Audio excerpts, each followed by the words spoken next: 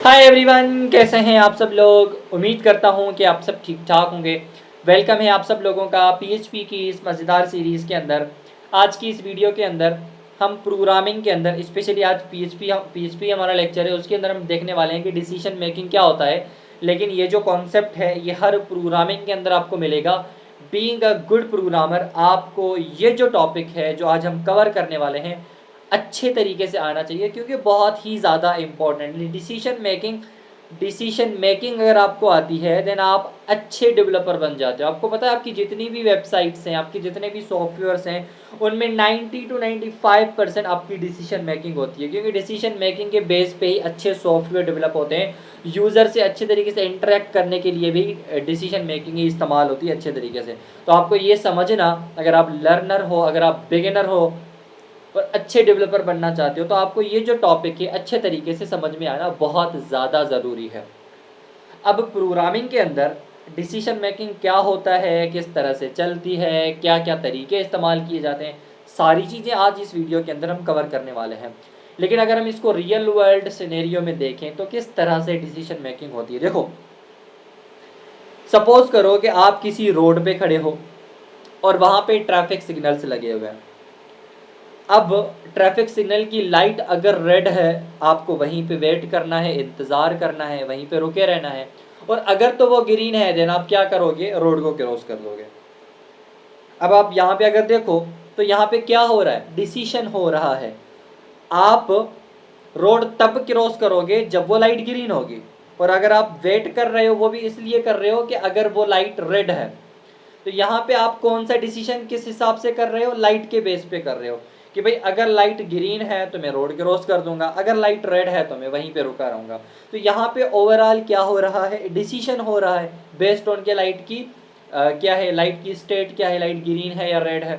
इसी तरह से आप बहुत सारे और भी डिसीजंस करते हो कि भाई अगर मेरे एग्जाम्स में बहुत अच्छे मार्क्स आ गए तो मैं दोस्तों को पार्टी दूंगा, और अगर नहीं आए तो मैं नहीं दूंगा।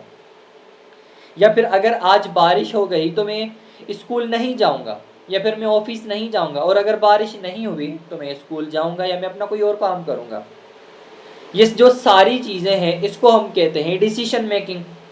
अब जिस तरह से डिसीजन मेकिंग हम करते हैं इसी तरह से कंप्यूटर्स को भी डिसीजन करना पड़ सकता है।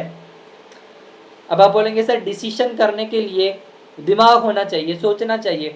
क्या कंप्यूटर भी हमारी तरह से सोचता है?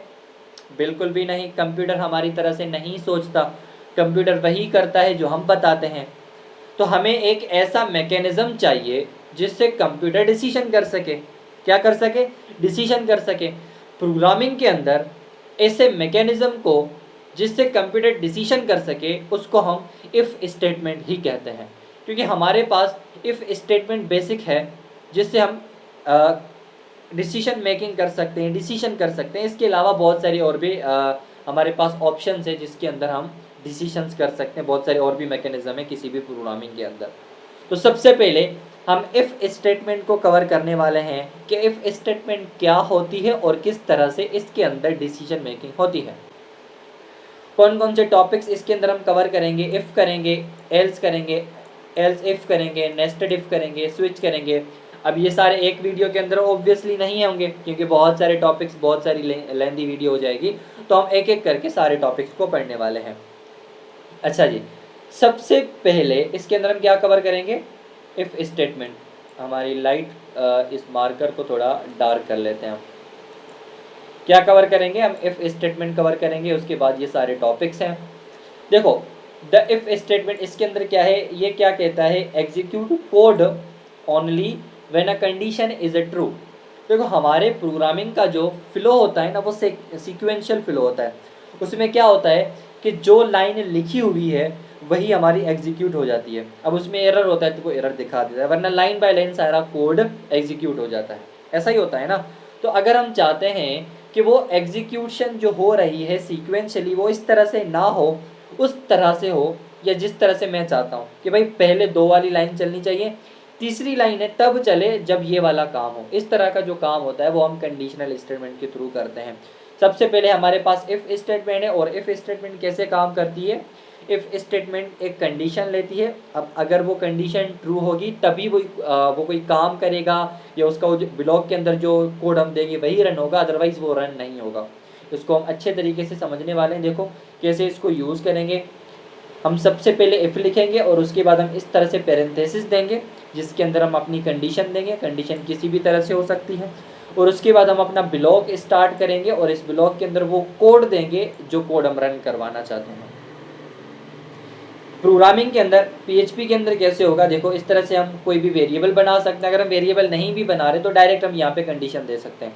अगर हम यहाँ पे देखें तो एक वेरिएबल है एज और एज के अंदर क्या है 20 है और हमने यहाँ पे इफ़ दे के और ब्रैकेट के अंदर कंपेयर करा है कि अगर एज के अंदर जो भी वैल्यू है वो 18 से ज़्यादा या 18 के इक्वल है तो आप वहाँ पे प्रिंट करवा देना यू आर एन अडल्ट।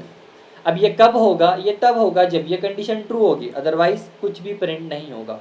इसको हम प्रैक्टिकली करने वाले हैं, अच्छे तरीके से इसको समझने वाले हैं, उसके बाद इसकी बकाया पॉइंट्स को हम पढ़ने वाले हैं। यहाँ पे हमारा जो फोल्डर बनेगा वो लेक्चर नंबर 10 बनेगा। क्या बनेगा, लेक्चर नंबर 10 बनेगा। तो यहाँ पे हम क्या बनाएंगे, लेक्चर नंबर 10 बनाएंगे। क्या बनाएंगे, 10 बनाएंगे। और उसके बाद हम यहाँ पे एक फाइल बना लेते हैं इफ़ स्टेटमेंट, ऐसा ही है इफ़ स्टेटमेंट डॉट PHP। हम अभी एक ही फाइल बना रहे हैं और इसके अंदर इफ़ को ही कवर करने वाले हैं और इसको हम यहाँ पे क्लोज कर देंगे। क्लोज करने के बाद सबसे पहले हम ये चेक करेंगे कि हमारा जो जैम्प है उसके अंदर अपाचे चल रहा है या नहीं। बहुत ज़रूरी होता है क्योंकि हमारा जो PHP का कोड है वो सर्वर पे चलता है, तो सर्वर को ऑन करना बहुत ही ज़रूरी है। ठीक है ना, इसको ऑन करके हम इसको क्लोज कर देंगे, कोई फ़र्क नहीं पड़ेगा। और अब हम यहाँ पे आके ये कर लेंगे, इसको हटा देते हैं भाई। ठीक है, और यहाँ पे हम क्या करेंगे, लोकल होस्ट, क्या लोकल होस्ट को सर्च करेंगे और देखेंगे कि हमारी फाइल स्ट्रक्चर आ रही है, बिल्कुल आ रही है।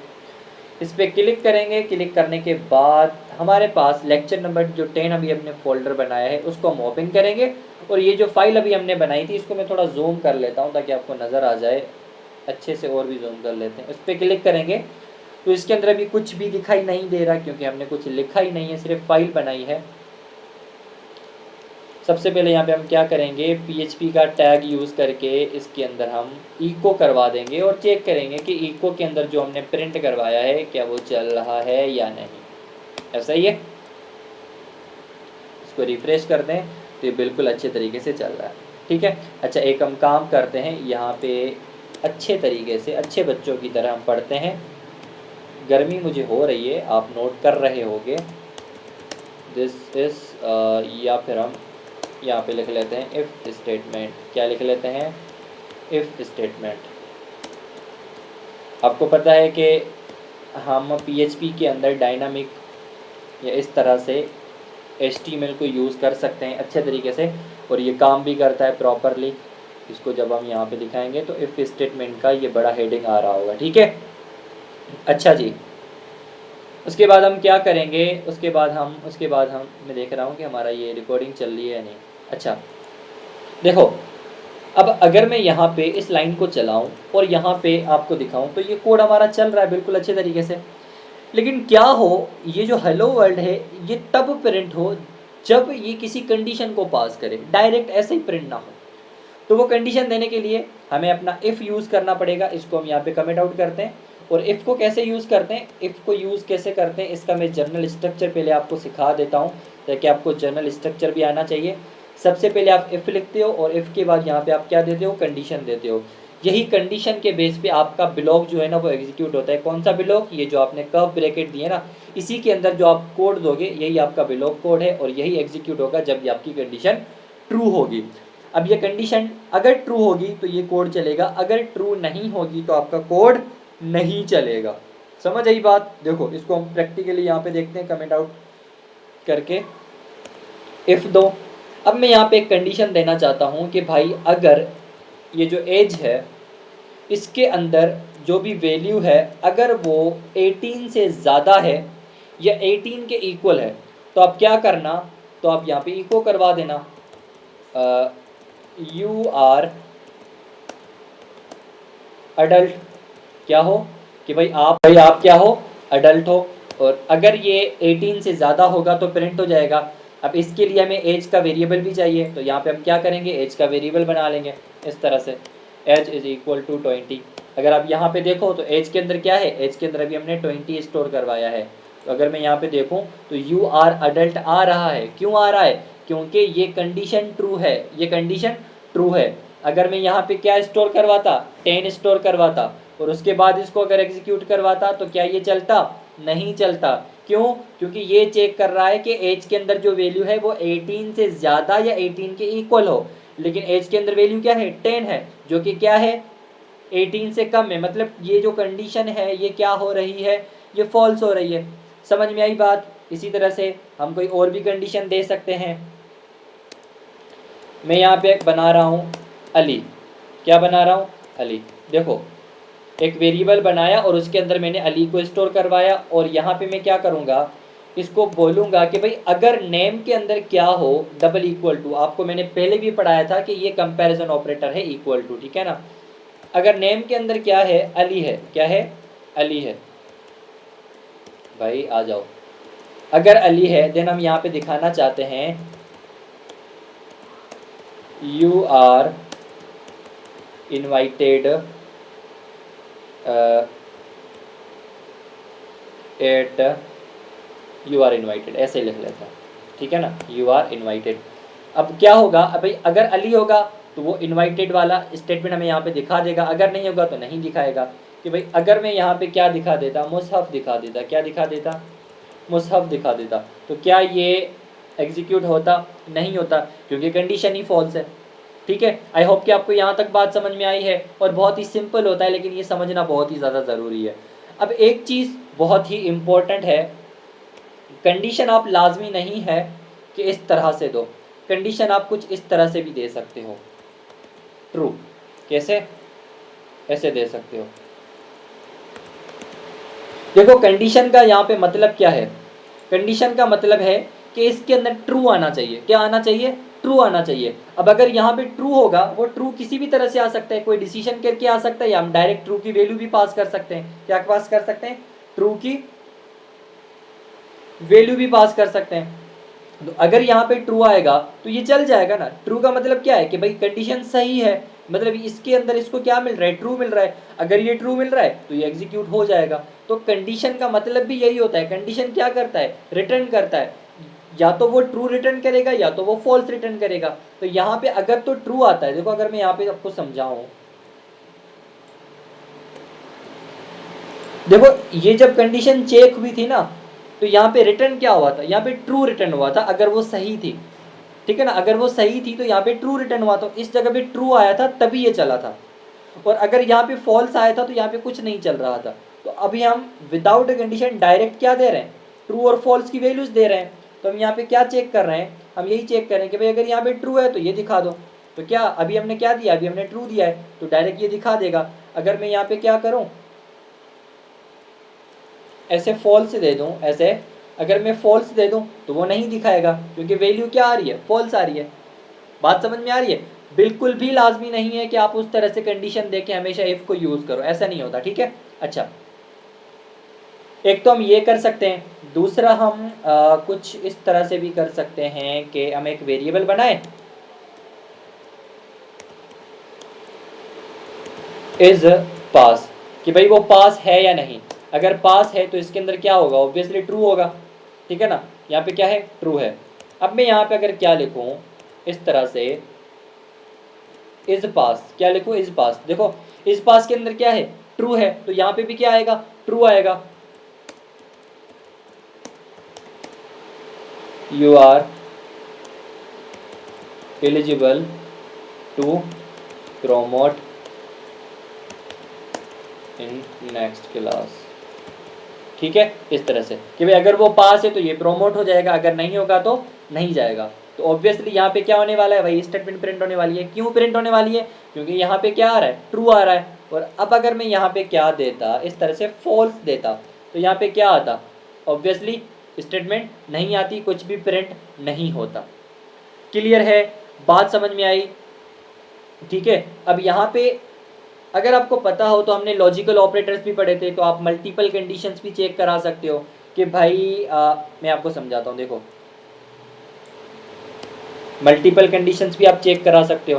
क्या करो आप यहाँ पे एज दे दो, एक वेरिएबल बनाओ एज 18, और एक बना दो आप क्या बना दो, लेवल बना दो, या फिर आप बना सकते हो सिटी।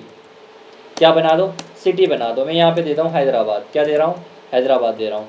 देखो हम देखना चाहते हैं अगर किसी भी स्टूडेंट की एज 18 या 18 से ज़्यादा है और अगर उसका कंट्री उसका सिटी भी हैदराबाद है, तो उसके बेस पे हम कुछ ना कुछ दिखाना चाहते हैं। अगर इन दोनों में से कोई एक भी नहीं होगा तो वहाँ पे कुछ भी प्रिंट नहीं करना, ठीक है ना। हम यहाँ पे क्या चेक करेंगे, सबसे पहले एज, कि भाई एज क्या होनी चाहिए, 18 के इक्वल या 18 से ज़्यादा होनी चाहिए। अब ये कंडीशन तो ट्रू है, लेकिन इसके साथ साथ मुझे दूसरी भी कंडीशन चेक करनी है, तो उसके लिए हम यहाँ पे एंड दे देंगे। क्या दे देंगे, एंड। और यहाँ पे हम क्या चेक करेंगे, इस तरह से सिटी भी क्या होनी चाहिए, हैदराबाद। क्या होनी चाहिए, हैदराबाद। अब अगर एज उसकी 18 के इक्वल या 18 से ज़्यादा और सिटी अगर उसका हैदराबाद होगा, अगर ये दोनों कंडीशंस ट्रू होंगी तभी यहाँ पे ओवरऑल इसको ट्रू रिटर्न होगा, तभी इफ का ब्लॉक चलेगा।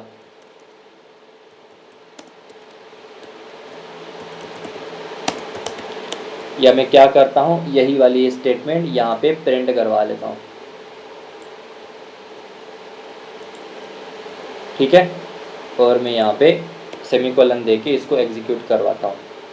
देखो क्या ये प्रिंट हो रहा है, बिल्कुल प्रिंट हो रहा है। क्यों प्रिंट हो रहा है, क्योंकि दोनों कंडीशंस ट्रू हैं। लेकिन अगर मैं यहाँ पे क्या देता, इस तरह से कराची देता और यहाँ पे अब मैं इसको एग्जीक्यूट करवाता, तो ये नहीं चलता। क्यों, क्योंकि एक कंडीशन तो ट्रू हो रही है लेकिन दूसरी कंडीशन ट्रू नहीं हो रही। ये एंड का जो ऑपरेटर है पीएचपी के अंदर आप इस तरह से भी दे सकते हो, अगर आप कंफ्यूज हो रहे हो तो इस तरह से भी दे सकते हो। इसी तरह से आप यहाँ पे और को चेक कर सकते हो। आई बात समझ में। तो ये था हमारा if statement, if conditional statement किस तरह से काम करता है, आपको अच्छे तरीके से समझ में आ चुका होगा। नेक्स्ट वीडियो के अंदर हम इफ़ एल्स को कवर करने वाले हैं।